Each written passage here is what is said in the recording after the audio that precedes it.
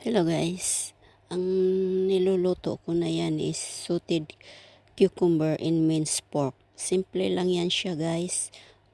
All I have to do is igisa mo lang yung bawang, sibuyas. Then, isunod nyo yung minced pork. Ganyan lang halo-haloin. Tapos tingnan nyo maging brownish na yung minced pork. Then, timplahan nyo na ayon sa gusto nyong lasa. Sa akin kasi lalagyan ko ng tuyo, kunting tuyo at saka kunting oyster sauce. Din ganyan. Pagkatapos halo-haluin nyo.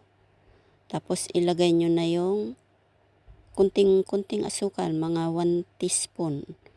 Para mag-blend ba yung ano niya, yung tamis at saka yung ano. Pang ano kasi yung asukal Then ilagay nyo na yung sunod nyo na yung cucumber. Then hayaan nyo lang siyang maluto na. Huwag nyong palatain yung cucumber, pangit kasi ang lasa dahil ang cucumber pwede naman niyang kainin kahit hilaw Yan, kunting ano lang pagkakulo, patayin nyo na. Then that's it.